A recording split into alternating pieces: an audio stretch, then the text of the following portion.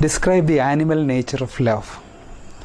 Love, it may be assumed, has essentially two natures. One is the animal nature, the other one is the angelic nature.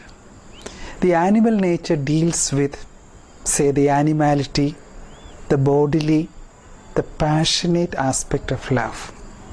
It is not just sex, but the whole of emotion, the whole of dealing with other, treating with the other in terms of the external bodily dimension. That would be the animal nature of love. Elaborate on the angelic aspect of love. Say, in contrast to the animal nature, the angelic aspect would be what Plato would call the ideal love. That angelic aspect is the spiritual dimension of love. Love was unconditional without expecting any returns. Such a love is what St. Paul talks about in his letter to Corinthians. The love that is totally unselfish, the love that gives without counting the cost. Here the passion does not play any important role, although passion and bodiliness may play a secondary role. Love as an ideal, God's love. Love as something that intimately relates one person to the other without the body. That would be the angelic aspect of love. Describe the inner emptiness or insecurity. All of us human beings, there is in each one of us a void, an insecurity which no one can calm, no one can really quench. The inner emptiness about my own self-worth, that I am really naked before you and before all others, that nothing really counts, nothing really matters in my life, because all the great things, whether it be name, fame, money, power, these are actually nothing in comparison to my lack of self-worth, my lack of insecurity. Therefore, in spite of all the claim that we make otherwise, there is an element of inner insecurity, void, shunyata in each one of us. How do we normally deal with this inner insecurity? Inner insecurity is very uncomfortable. We don't want to dwell with that insecurity or void within ourselves. Therefore, most of the time we want to fill that inner insecurity either with words, or with activities. Some of them could be good activities, others could be bad activities, but we want to fill up that emptiness. We also may like to fill up that emptiness by amassing things, by amassing money, by having control over people, by having friends, having sex, moving from one activity to another. The basic way we fill our inner emptiness is by appropriation. Appropriation through things, through persons, through words, through works. What is appropriation with regards to the inner emptiness? All of us do not want to face that inner emptiness. Therefore, we fill that emptiness by appropriating things, by gathering things, by filling it up, either with activities or with things. Maybe it could be books, maybe it could be our own other activities.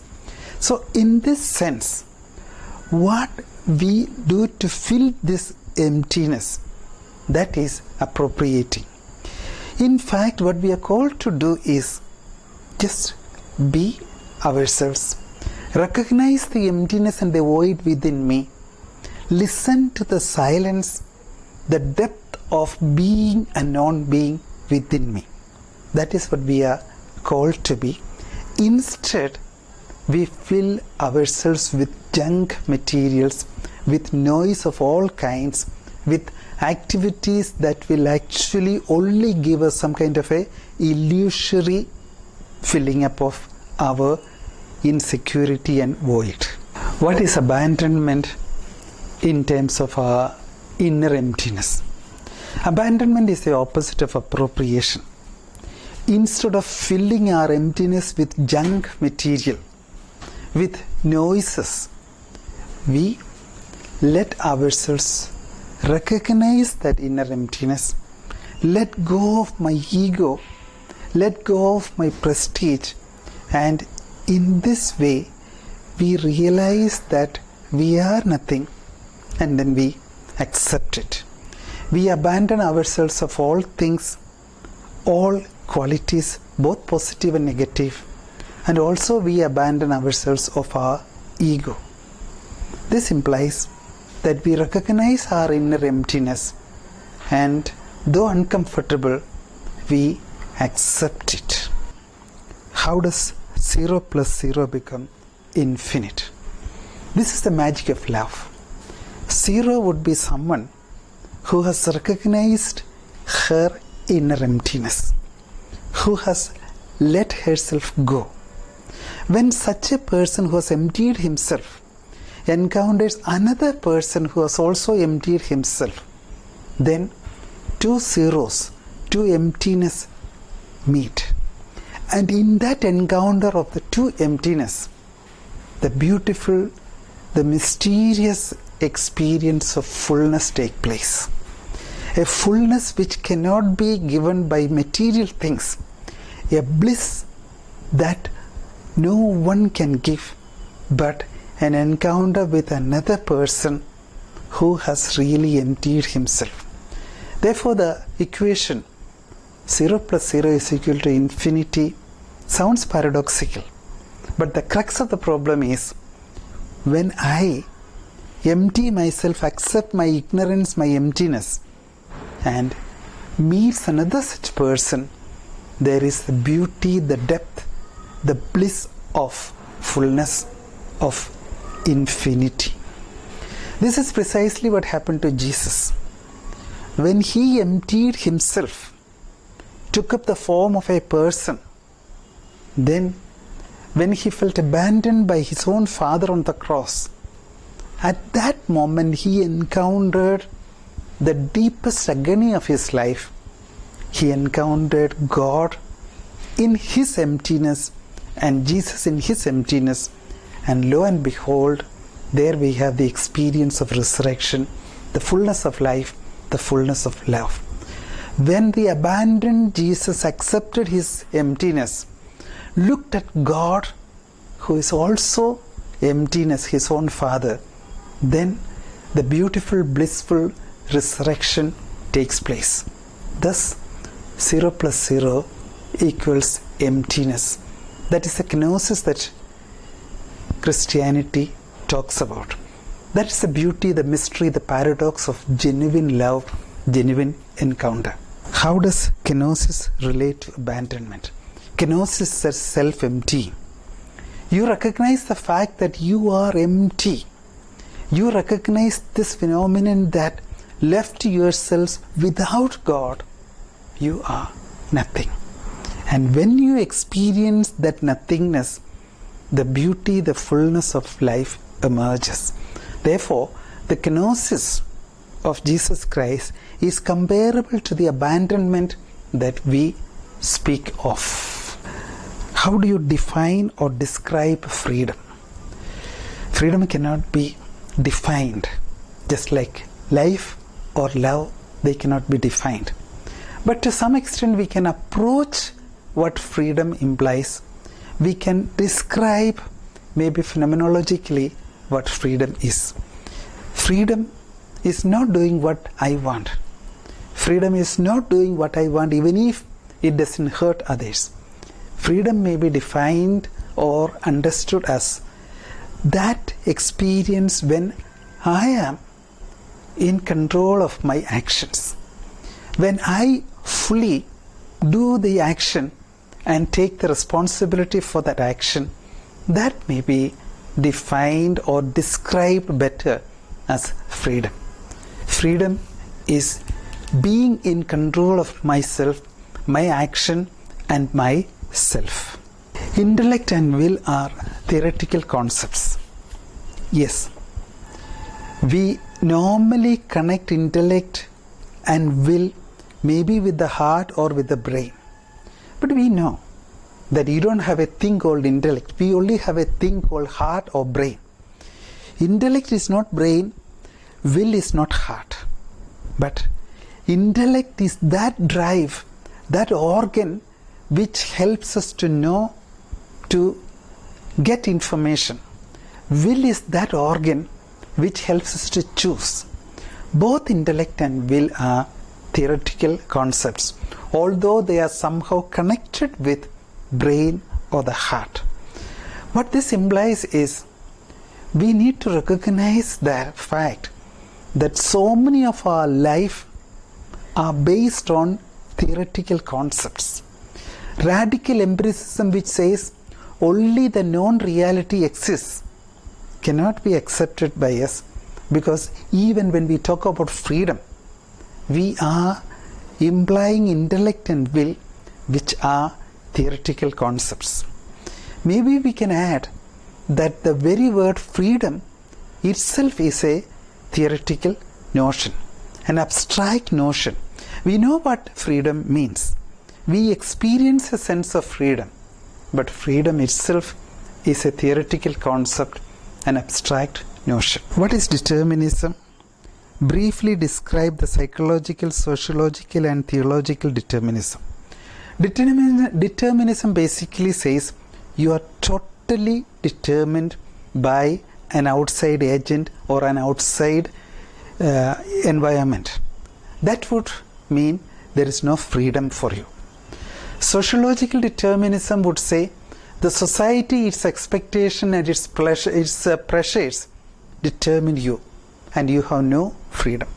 Psychological determinism would say our psychological impulses, maybe the sexual drive, libido, the psychological factors control you totally. There's no way out. And theological determinism would say your future life, your salvation is determined already by God and there is no way of getting out of this. Therefore, sociological, psychological and theological determinism, all these somehow form part of our experience of determinism. But we should hold that as philosophers, we don't really hold to determinism. What we hold is that the outside factors influence us, they condition us, but they don't determine us. They condition us, but if we really want to go against it, we can somehow make an extra effort and overcome these conditioning factors.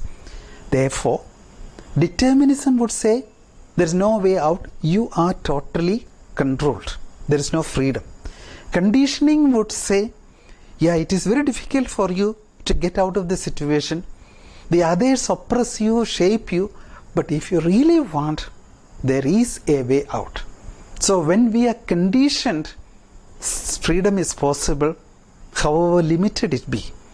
When we are determined, freedom is almost impossible. What is volitional dynamism? Before trying to understand this volitional dynamism, it's good to refer to intellectual dynamism. We have seen that based on Joseph Maréchal's analysis of the intellect, how starting from direct judgment, going through existence and essence, implying the dynamic nature of knowledge, we are open to unlimited existence. This openness to unlimited existence and how we arrive at it, that is the intellectual dynamism. Like intellect, we have another spiritual faculty, that is the will. The object of the will is goodness. Therefore, we can follow similar method that we followed in intellectual dynamism and arrive at the object of the volitional dynamism. And that object would be absolute goodness, unlimited goodness. Let's proceed. We can start from a direct judgment. And direct judgment will give rise to existence and essence, fine. And the essence is necessarily limited, while existence is not necessarily limited. Therefore, corresponding to the unlimited existence of intellectual dynamism, we can think of an unlimited goodness or an unlimited love which can be derived from our volitional activity. The will and the volitional activity, as we know, talks about what we really long for, that is goodness, love, to make things better for everyone. And we want to get more and more better things, and that cannot be done by adding more luxury, adding more comfort, or adding more essence.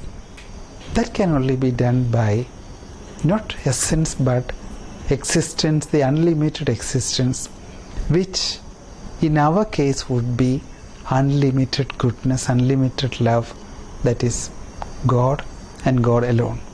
So this process of analyzing the direct judgment, using the will, and arriving at the unlimited goodness would be the volitional dynamism. This we have not done, but if needed we can do and attempt such a search. What is Paul Ricoeur's contribution to freedom? Using his own phrase, the grandeur of human freedom, Paul Ricoeur says, there are some things that are given to us. For example, our parents, the color of my skin, the time of my birth, and so on. While Sartre would say that freedom consists in emphatically denying what is given to us, Ricoeur would take a different approach. Ricoeur would say freedom in these cases of the given would mean saying yes to those which are necessarily part of it. For example, saying yes to my mother tongue, saying yes to who I was as a child, saying yes to some of the difficulties and challenges I had to face. This would be the contribution of Ricoeur to the understanding of freedom. Briefly explain the historical significance of the speech of the Chief of Seattle. The Chief of Seattle was approached by the then President of America. We want to buy your land. Can you sell us your land? Prior to that, most of the land was taken forcefully without the permission or the knowledge of the Native Americans, the first citizens. But when the president requested the land to be sold, then there was dialogue and talk, and the reply given by the Chief of Seattle is what we have in the famous speech. And this speech is very, very special because it talks about the intimate connection the Red Indians had with nature. For them, the Mother Earth, the land, the river, all of them are sacred, unlike for the white men. Therefore, what we have done to the earth, what our capitalistic mentality has done to the precious environment, that is portrayed very, very colorfully and emphatically in this letter by the chief of Seattle. The water's murmur is the voice of my father's father. The rivers are our brothers, they quench our thirst. The water's murmur, the river's quest.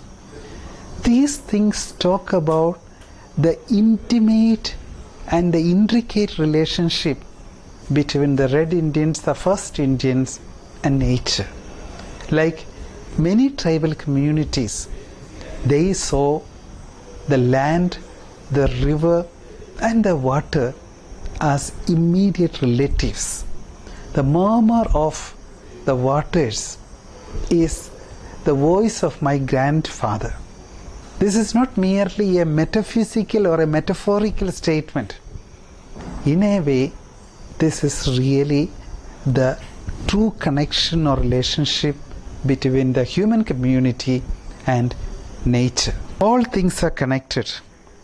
You must teach your children that the ground beneath their feet is the ashes of our grandfathers. Yes, all things are connected. Not only between human beings and the world, the environment. Everything in the environment is necessarily part and parcel of an interconnected world.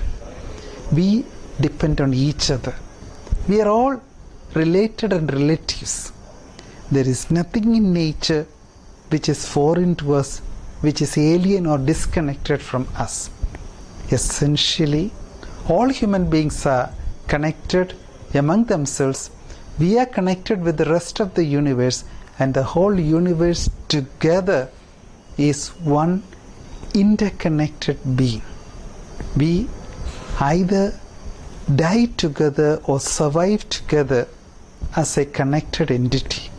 This is very, very significant in today's context when we become aware of the ecological harm that we cause to the planet Earth. The planet Earth is precious. If we recognize our intimate connection with everything in this planet Earth, we will be much more reverential, respectful of the environment. The white man too shall pass, perhaps sooner than all other tribes. Contaminate your bed, and you will one night suffocate in your own waste. Yeah, the lifestyle of the white men, the capitalistic mentality, unfortunately, that has given rise to a lifestyle that produces waste upon waste. We convert everything into waste, dump them somewhere which is far away from us, and then we ignore the sight of it. The chief of the Red Indians is challenging us. Everything will pass away. Their own tribe will pass away, and the white men also will pass away. There is some kind of a comfort in this Buddhist insight. But what the white man tells us, encourages us, is to keep ourselves pure. Do not produce waste after waste. Otherwise, we will drown in our own waste. Very prophetic, very, very emphatic, but unfortunately very true given today's ecological calamity that we ourselves are producing. The end of living and the beginning of survival. This is the last phrase that the chief of Seattle tells us. The chief doesn't fully understand how gods gave the white men so much of power. The chief recognizes that the era of the natives may be coming to an end. But he also recalls that what the white man has done, how he has slaughtered the buffaloes and the cows and the animals, that is something like the beginning of survival. What the red man has been doing in their own limited way has been living, flourishing. They enjoyed life, they contributed to nature, they learned from nature. There was a healthy interaction between nature and life for them was a celebration. The white man came, he had power over nature, but unfortunately, in exercising this power, he made his life miserable, the beginning of survival. When you look at our own life, we realize that many of our people, they are dependent on drugs. They spend sleepless nights. Depression and paranoia have become part of their lifestyle. In a way, it indicates sadly the survival dimension of the capitalistic system, the white man's way of life, which we all have embraced. The Red Indians' way of life was living with joy, flourishing with spontaneity, and celebrating life in its abundance. What is the ultimate object of the will? The ultimate object of the intellect is truth, knowledge. The ultimate object of the will is goodness. It is love. It is beauty. Primarily we can say it is goodness, because the will is oriented to make everything better. In our Christian term, the will is oriented to establishing the kingdom of God. Therefore we can say the ultimate object of the will is goodness, and God would be the absolute or the ultimate goodness. Confronted with absolute goodness, has the will a choice? In the normal world, we see relative goodness. Some things are good, some are better, there are degrees of goodness. But in the ideal world where there is an absolute goodness, there the will has no choice. In the world of relative goodness, the will, with the help of the intellect, can choose, select, and make some kind of a discerned decision to go for one person or another. That is in the world of relative goodness.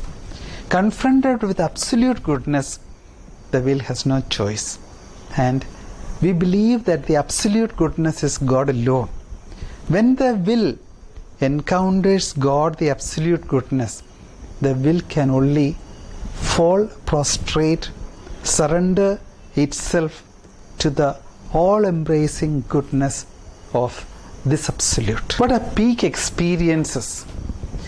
Peak experiences are the experience of beauty, bliss, which Abraham Maslow, the humanist psychologist, speaks about.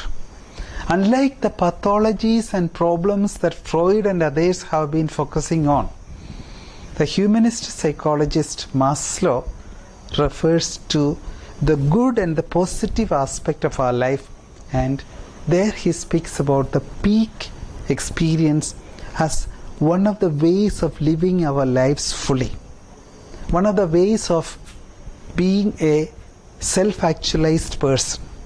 The peak experience implies the aesthetic experience, the cognitive experience, even the religious experience, and ultimately it is a way of respectfully dealing with the rest of the universe and the rest of the world, and where I feel changed by some such experiences. The peak experience. What is the pyramid of human needs? Abraham Maslow, based on his positive and humanistic psychology, speaks about 7 or 8 different spheres or different kinds of needs. The basic need would be physiological, that is the need for food, shelter, clothing. Then you have the need for safety, protection, emotional satisfaction, and so on. The need goes, aesthetic needs and intellectual needs. But the ultimate, the final goal is what he calls the need for self-actualization. Self-actualization is a situation where we become what we are fully capable of, where all our potentialities are developed, where we ourselves feel flourished.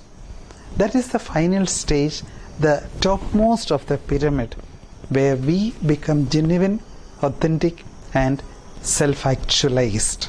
So that would become a pyramid. The lowest level, physiological level, all very many people meet that need. But as we grow towards the self-actualization, the pyramid becomes smaller and smaller, because according to Maslow, only very few people reach this level of self-actualization. Characteristics of a realized person. In simple terms, a realized person is one who has experienced life, relished it, and who can contribute to the betterment of humanity. Such a person, for example, would be flexible, creative. He would embrace the other, including their differences. He would be democratic, he would be just, and he would be committed to the cause of the others. The self-realized person, if we can use the Christian terminology, is someone who has become a saint, someone who lives for others, who experiences joy, and then at the same time who can give of himself to the other. So, without using the term, a genuine person, an authentic person, a saint would be a self-actualized person. Compare the takers and leavers stories. As described by Daniel Quinn, the takers are those who keep on taking things from the planet Earth without contributing anything in return. The takers are by nature exploitative. Like the capitalists of today, the takers who came to the earth about 2000 years ago, starting with the agricultural revolution, went on hoarding things for themselves, taking everything for themselves at the cost of other human beings and at the cost of nature itself. The mentality of the takers is get, and forget. While the others, the leavers, they have been living on this planet Earth for more than 2 million years. And their mentality is take whatever you need and the rest leave for others. Contribute significantly to the survival of the planet Earth by being one with them. Their attitude may be described as give, and forget, and forgive. Therefore, these leavers would be something like the tribals, the ordinary simple villagers who resonate with the nature and who contribute in shaping the nature without greed, without exploitative mentality. So leavers and takers, they form two extreme sets of people, and their approach to the world, their approach to each other decides what the takers are, what the leavers are. Leavers let the other live.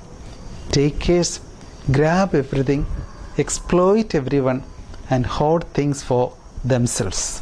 What does tamas stand for? Tamas would mean there are many alternative stories. The basic insight is today capitalism makes itself as the only story available to us. That is the taker's story. But when we look at the whole history of humanity, going through 2 million years, there have been very many different stories. There have been thousands and thousands of different stories. And as we know, capitalism as a story, as a myth, is not viable. It cannot go on. The only way humanity can survive is if we can collectively give up this capitalistic mentality, take on any other story of the levers which are more viable, which are self-sustaining. Capitalism sees itself as a cutthroat competition where struggle is paramount, while Lever's story sees life as a celebration, as something to be rejoiced at. There may be limited competition, there is no cutthroat competition among the levers. So tamas is a call to create alternative stories based on our 2 million years of human history. Is there something fundamentally wrong with me? No. There is nothing fundamentally wrong with me, for the simple reason, if there were something fundamentally wrong with me, then me and humanity would not have survived this long. But there is something fundamentally wrong with the takers' story, their attitude to life, what they are enacting in the world. Therefore, there is something fundamentally wrong with the capitalistic mentality, with the takers' story, not with humanity, not with me. Of course, when you look around the world, you see there are so many things wrong. But we need to reaffirm our faith. There is nothing fundamentally wrong with humanity, with human beings, including me and you. Is there something fundamentally wrong with humanity? Once again, a categorical no. There is nothing fundamentally wrong with humanity. Of course, there is so much of greed, there is so much of selfishness, there is so much of violence, war. That is caused not by human beings per se, that is caused by the story we are told to enact. The taker story, the capitalistic mentality of greed, grab, that is what has made the world so miserable. Therefore, I repeat, there is nothing fundamentally wrong with human beings. What is wrong with human beings is the story they are told to enact. If we can change that story, we would be able to live a much more peaceful and joyful lives. Life as a struggle for survival. This idea, as we know, comes from Freud, his theory of evolution. He imagines that life in the jungle, in the forest, is really a struggle. Competition, greed, and cutthroat kind of survival strategies only would help a species to survive. Richard Dawkins speaks about the selfish gene. As against this survival, competition, selfishness, the Lever story tells us that life primarily is not a matter of survival. Life primarily is a matter of celebration, of joy, of dancing. Look at the lilies of the field, Jesus says. Like those lilies of the field, of course there would be some pain, some problem. Sometimes people have to die. But essentially, life is an adventure. Life is a celebration. Life is a joyous experience. What has made life a survival of the fittest, is the story that we are told to enact, the capitalistic story of the takers. Life on the whole is a quest for joy, truth, and fullness. Life is a celebration. As we saw already, for the takers, for the vast majority of human beings who existed since 2 to 3 million years, life has been a joyful and enthusiastic journey of not survival, of celebration, of dance, of singing. When you look at the tribals, they may not have had all the luxuries that we are accustomed to, but for them, dance and singing, joy and celebration, that is their normal life. Therefore, like the tribals, the Levers urges us to celebrate life in spite of some drawbacks, in spite of some painful experiences. Life is a celebration. What is human uniqueness according to Levers? According to takers, human uniqueness is that we are special. We are distinct from others. We are the highest, the image of God, and we are different from other animals and plants. But According to the Levi's story, of course we are special, we are unique, because we are the only animals who can speak, think, celebrate and dance. But one day in this process of evolution, hopefully other animals also will join us. So in this sense, our uniqueness is we are the first one to have reached this level of awareness and consciousness. We are the pioneers. We are the trailblazers. We should enable the others, animals, plants and others, to reach this level of our own self-awareness. Therefore, our uniqueness is we have reached this stage first. Others would follow us. So we are leaders, pioneers.